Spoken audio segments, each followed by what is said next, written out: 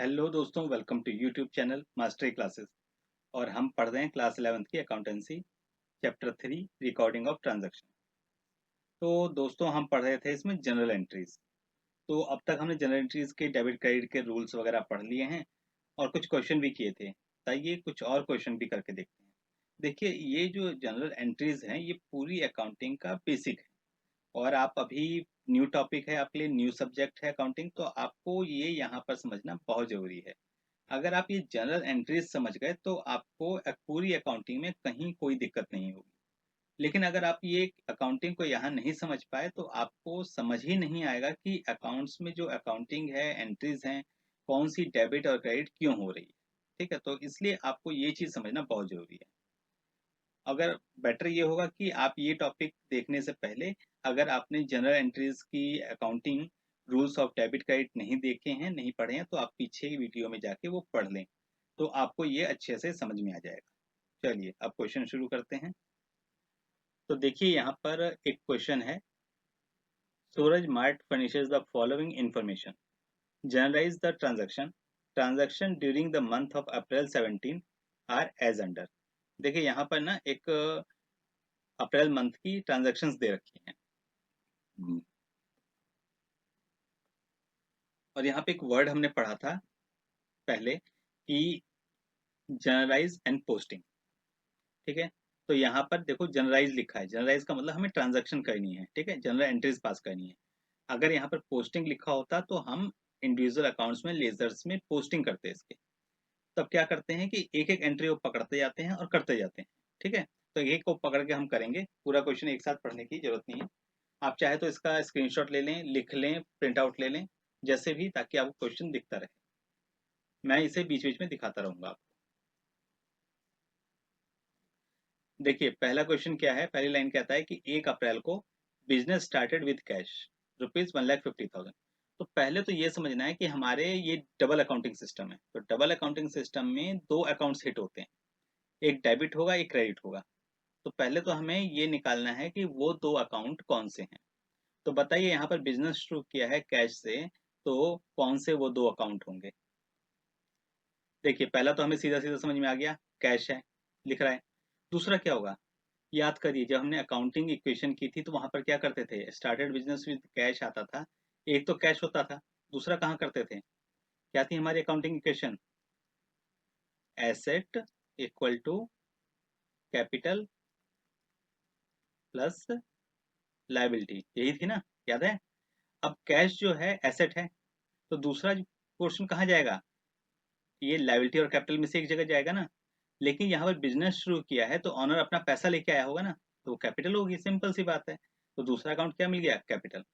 अब बताइए debit credit में क्या डेबिट होगा, क्या क्रेडिट, कैश। कैश मेरा क्या है, एसेट। और जो एसेट बढ़ती है तो क्या होता है, एसेट बढ़ती है तो क्या होता है, एसेट इंक्रीज हुई, इंक्रीज हुई मतलब फायदा हुआ मेरा, ठीक है ना, मेरा पैसा आ गया ना। तो क्या होगा, डेबिट। जब एसेट आएगी तो डेबिट। और दूसरी जगह मेरा कैपिटल आया, कैपिटल क्या होता है, कैपिटल एक तरह से क्या है, मेरा एक लाइबिलिटी बढ़ गई ना। भाई मेरे को कैपिटल जो है आज नहीं कल तो वापस करनी है ना, जब ओनर मांगेगा। तो ये मेरा क्या है, एक लाइबिलिटी बढ़ गई एक तरह से। लाइबिलिटी मतलब बोझा बढ़ गया मेरा, बोझा बढ़ गया तो क्या हो जाएगा, क्रेडिट हो जाएगा। ठीक है ना, याद है ना, डेबिट और क्रेडिट के रूल्स जो पढ़े थे उस हमने। चलिए तो अब इसकी बस अकाउंटिंग करनी है ऐसे ही जैसे हमने बोला। तो देखिए मैंने यहाँ पर पहले लिख लिया है, यहाँ पर ये डेट आ गई, पर्टिकुलर आ गया, LF आ गया, लेजर फोलियो, डेबिट अमाउंट आ गया और ये क्रेडिट अमाउंट आ गया। तो ये 2017 की एंट्रीज है, तो 2017 मैंने ऊपर लिख लिया है।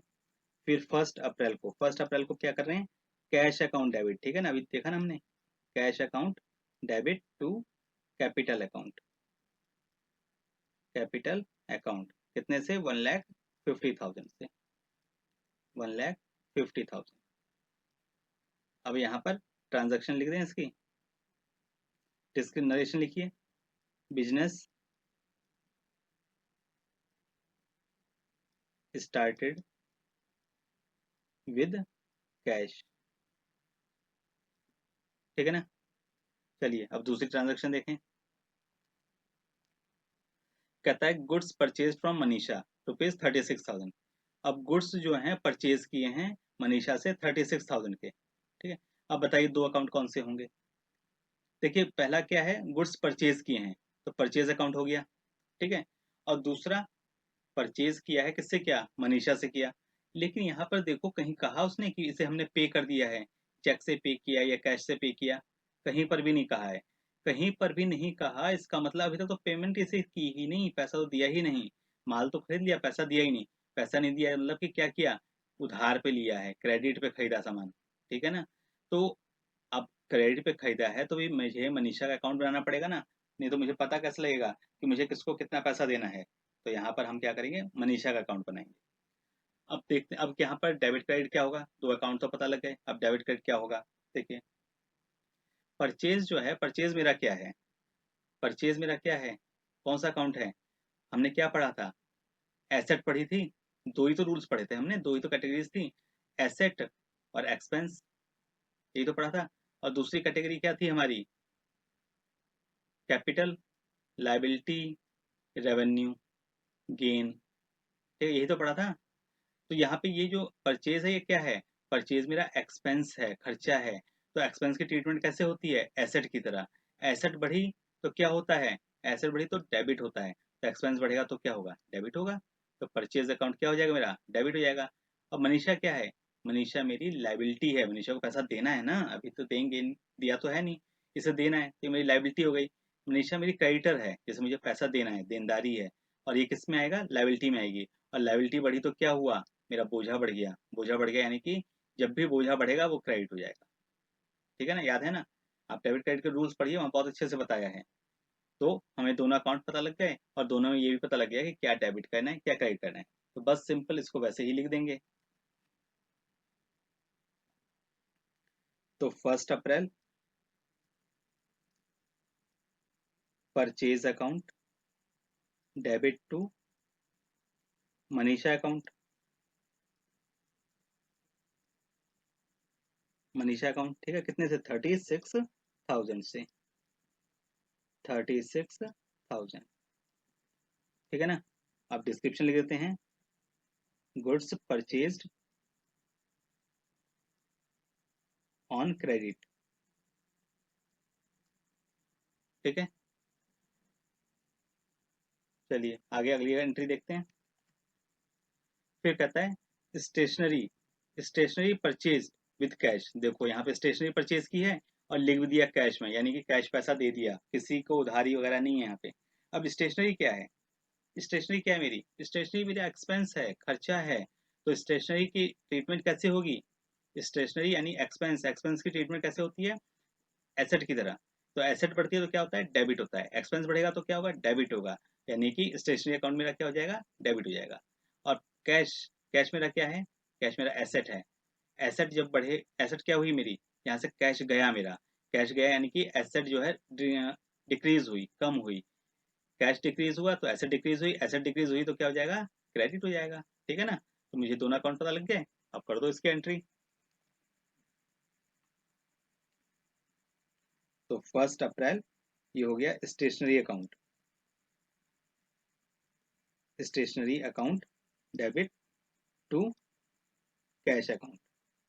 तो ये कितने का है, 2200 का, 2200। तो यहाँ पे डिस्क्रिप्शन लिख दो, purchase of stationery in cash, ठीक है, सिंपल, कोई मुश्किल नहीं है इसमें।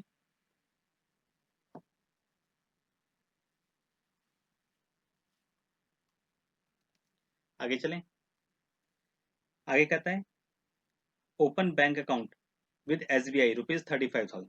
कहता है कि एक बैंक अकाउंट खोला है SBI में 35,000 का। अब यहाँ पे ढूंढो दो अकाउंट कौन से हैं। पहला तो पता लग गया बैंक अकाउंट है, बैंक अकाउंट है ना, SBI में तो बैंक अकाउंट ही खुलेगा। अब बैंक का, बैंक मेरा क्या है, एसेट है, ऐसे बैंक अकाउंट मेरा बढ़ गया ना, पैसा आया बैंक में तो बढ़ गया, यानी कि एसेट जो है वो भी बढ़ गई, एसेट बढ़ गई यानी कि डेबिट। दूसरा अकाउंट ढूंढो जरा, ढूंढ के बताओ क्या होगा। देखिए दूसरा अकाउंट, यहाँ पर कहीं बैंक में पैसा आया कहाँ से ये तो ढूंढना पड़ेगा ना। पैसा जो था मैं ही तो जमा कराऊंगा, मैंने अकाउंट खोला है तो मैं ही जमा कराऊंगा, कहाँ से जमा कराऊंगा, कैश से जमा कराऊंगा। ये देखो यहाँ पर सारा पैसा मेरा कैश में आया हुआ है, इस कैश को ही उठा के मैंने यहाँ जमा कराया है। तो दूसरा अकाउंट मेरा क्या हो गया, कैश का अकाउंट। अब कैश से पैसा मेरा निकल गया, कैश से पैसा निकल गया यानी कि डिक्रीज हो गया, कैश डिक्रीज हुआ यानी कि एसेट डिक्रीज हुई, एसेट डिक्रीज हुई यानी कि क्रेडिट। सिंपल, पता लग गया दोनों अकाउंट। अब एंट्री कर दो इसकी ऐसे ही।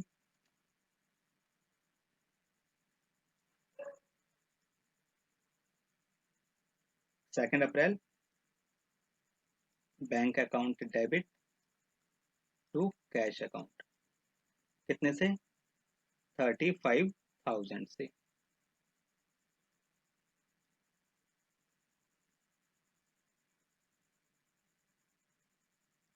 ठीक है, तो यहाँ पे डिस्क्रिप्शन लिख देंगे,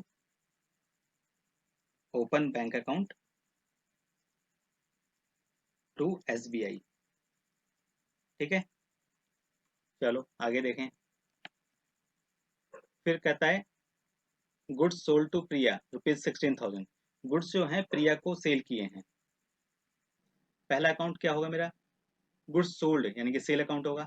और दूसरा अकाउंट, देखिए गुड्स बेचे हैं तो पैसा आ गया क्या, पैसा नहीं आया, कहीं पर भी नहीं लिखा ना, कहीं कैश आ गया या चेक आ गया, नहीं लिखा। तो इसका मतलब कि इसे उधार बेचा है पैसा, गुड्स बेचे हैं। ठीक है, तो क्रेडिट पे सेल किया है, तो ये मुझे प्रिया का अकाउंट बनाना पड़ेगा। अब देखिए सेल, सेल हुई है तो सेल हमेशा क्या होती है, या क्या बताया था आपको डेबिट क्रेडिट रूल्स में, कि सेल हो रेवेन्यू हो। ठीक है, रेवेन्यू, सेल, कहीं गेन, ये सब क्या होते हैं, ये सब क्रेडिट होते हैं, जहां से पैसा आ रहा होता है सब क्रेडिट हो जाता है। तो गुड्स, ये जो सेल अकाउंट है मेरा क्रेडिट हो जाएगा। अब प्रिया से मुझे पैसा लेना है, प्रिया कौन है, डेटर है, डेटर का मतलब जिनसे मुझे पैसा लेना है। ठीक है, तो जो लेना है तो वो डेटर्स किस में आते हैं, एसेट है ये। तो जो डेटर्स हैं वो मेरी एसेट है, तो प्रिया का अकाउंट क्या होगा, एसेट है। तो जहां पर मेरी एसेट बढ़ गई यानी डेटर्स अकाउंट बढ़ गया ना भाई, मेरे को पैसा लेना है, डेटर्स अकाउंट बढ़ेगा तो मैं क्या करूंगा, उसे इंक्रीज होगा तो क्या करूंगा, डेबिट करूंगा। ठीक है, तो मिल गए दोनों अकाउंट, तो प्रिया का अकाउंट डेबिट और सेल का अकाउंट क्रेडिट। तो कर दो entry, 2 April Priya account debit to sale account, कितने से, 16,000, 16,000। तो ये हो गया goods sold to Priya on credit. ठीक है, फिर आगे कहता है received a cheque ₹16,000 from Priya. देखो अभी प्रिया को हमने क्रेडिट पे सेल किया था, अब यहाँ से पैसा भी आ गया, चेक आ गया। अब ढूंढो दो अकाउंट कौन से होंगे। चेक आया यानी कि बैंक, बैंक मेरा बढ़ेगा यानी कि क्या बढ़ेगा, एसेट बढ़ेगा, बैंक क्या है, एसेट है, तो एसेट बढ़ेगी तो क्या होगा, डेबिट। अब यहाँ पे प्रिया, प्रिया कौन है, डेटर है, डेटर्स का अकाउंट मेरा क्या होगा, कम होगा ना। भाई प्रिया से मुझे पैसा लेना था, अब कम हो नहीं लेना, तो उसे माइनस करेंगे ना अपनी बुक्स में, घटा कर देंगे, कम कर देंगे उसको। तो क्या होगा, क्रेडिटर मेरे कम हो गए ना, सॉरी डेटर्स मेरे कम हो गए, डेटर्स कम हुए तो एसेट कम हुई, एसेट कम हुई तो क्या हो जाएगा, क्रेडिट हो जाएगा। एक जगह मेरी एसेट बढ़ रही है तो डेबिट, एक जगह एसेट कम हो रही है तो क्रेडिट, मिल गए ना दोनों अकाउंट। देखो मैंने इसे बार बार आपको अपने डेबिट क्रेडिट रूल से कोरिलेट कर रहा हूँ। मैं इसलिए कर रहा हूँ बार बार, एक चीज को इसलिए रिपीट कर रहा हूँ ताकि आपको कहीं रटना ना पड़े। आप क्वेश्चन करते करते ही ये बार बार सुन सुन के याद हो जाएगा। ठीक है, तो कहीं आपको बार बार पढ़ना नहीं पड़ेगा, तो इसलिए मैं इसे बार बार बोल रहा हूँ, तो आप इसे ध्यान से सुने। ठीक है, तो दोनों अकाउंट मिल गए मुझे, आप अब इसकी एंट्री कर दीजिए। तो April 3 क्या हो जाएगा, बैंक अकाउंट डेबिट। ठीक है, bank account debit to Priya account, कितने से, 16,000, 16,000। अब यहाँ पे डिस्क्रिप्शन लिख देते हैं, नरेशन इसकी, चेक रिसीव्ड फ्रॉम प्रिया। ठीक है, चलो आगे देखें। फिर कहता है सोल्ड गुड्स टू निधि ₹14,000, और निधि को जो गुड्स हैं 14,000 में बेच दिए। देखो सेम है, जैसे प्रिया को ऑन क्रेडिट बेचा था, यहाँ पर भी निधि को ऑन क्रेडिट बेचा है।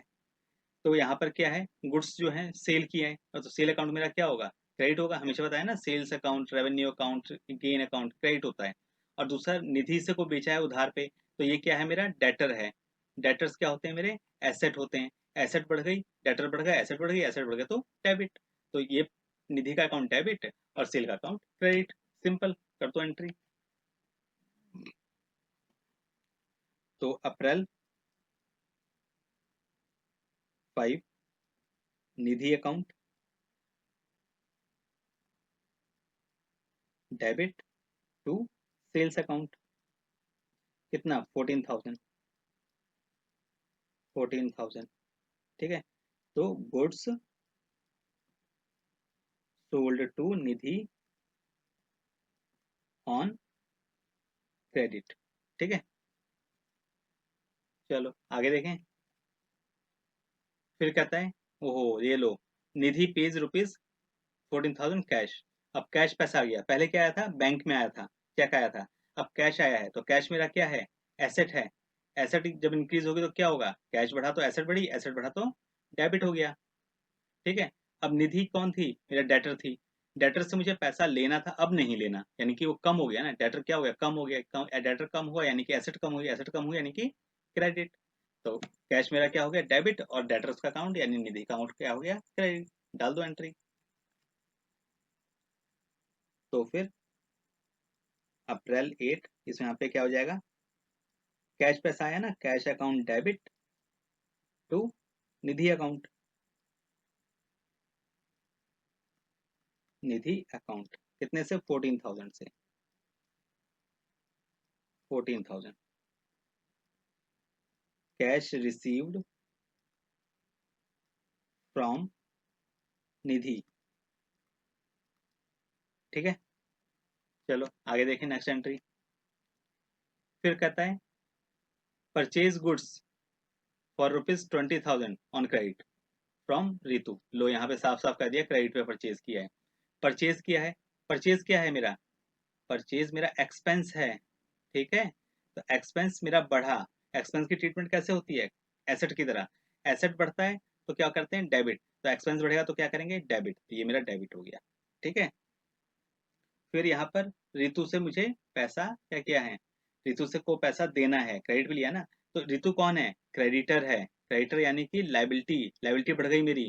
तो लाइबिलिटी बढ़ गई यानी मेरा बोझा बढ़ गया, तो क्या करेंगे इसे, जब बोझ बढ़ गया तो टेंशन हो गई ना, तो ये हो गया क्रेडिट, ठीक है। जहाँ पे भी हमारा एक तरह से नुकसान हो, हमें बोझ बढ़ रहा है तो क्या करते हैं, क्रेडिट, याद है ना, बताया था आपको।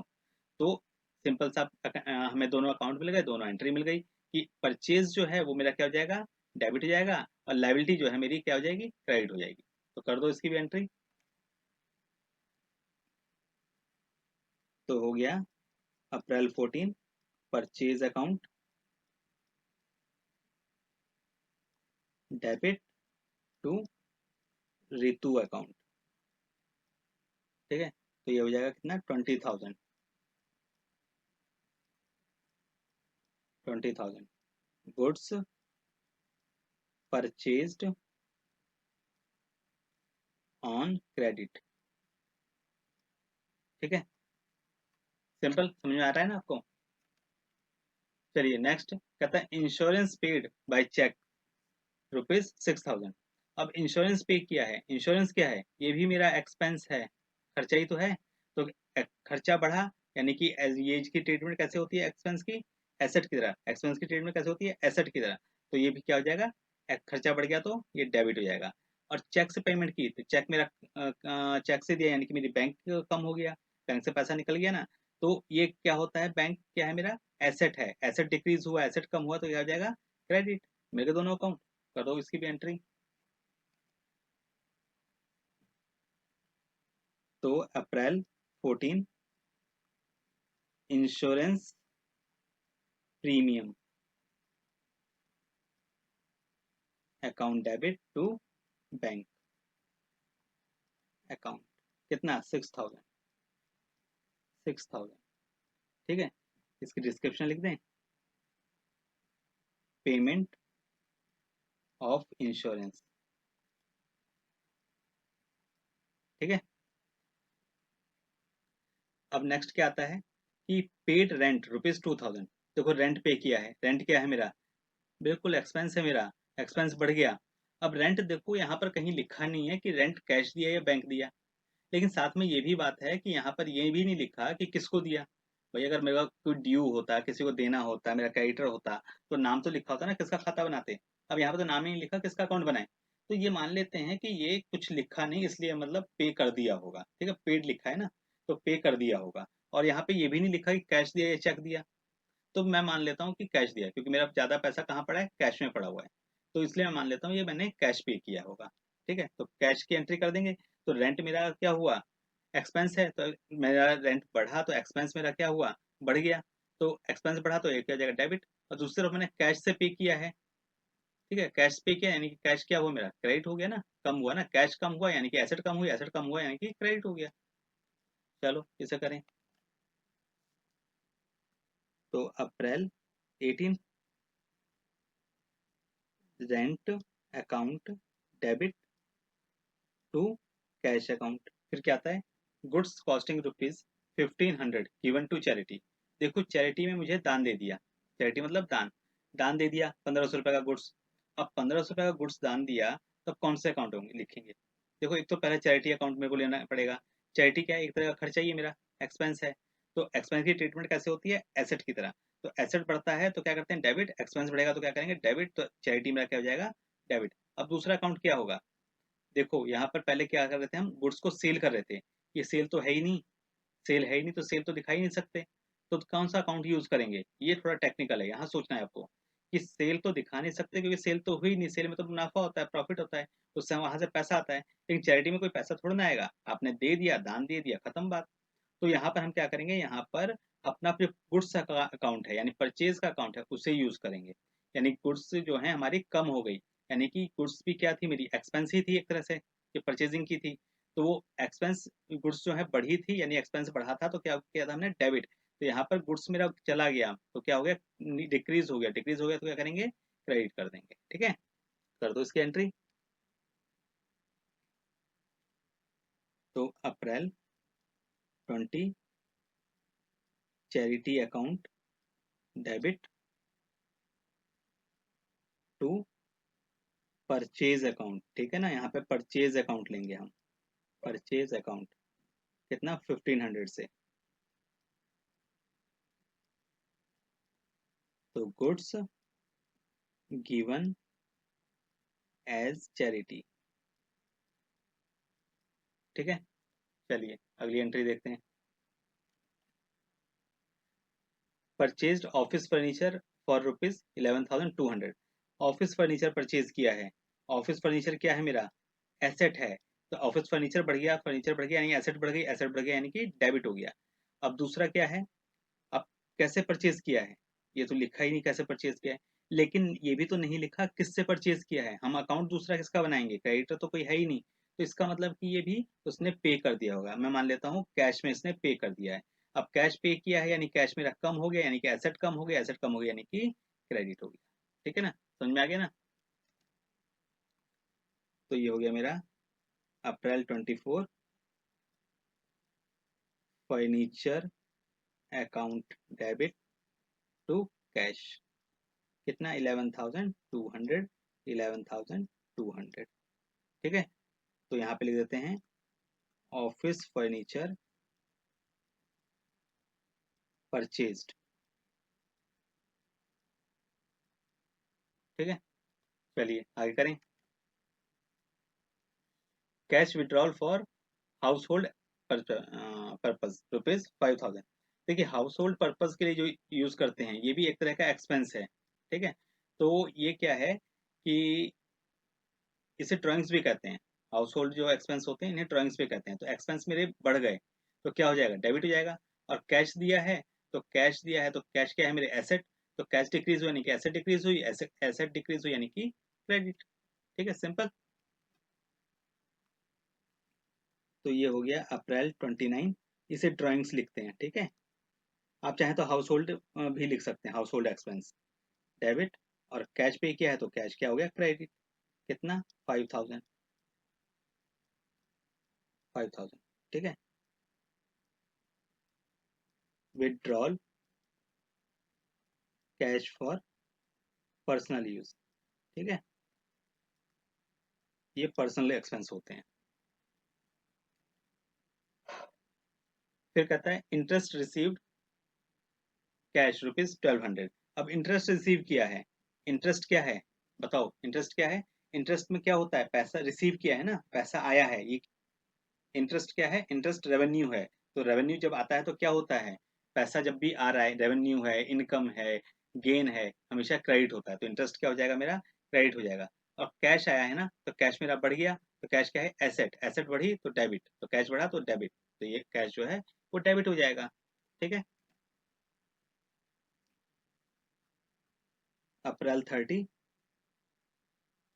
Cash account debit to interest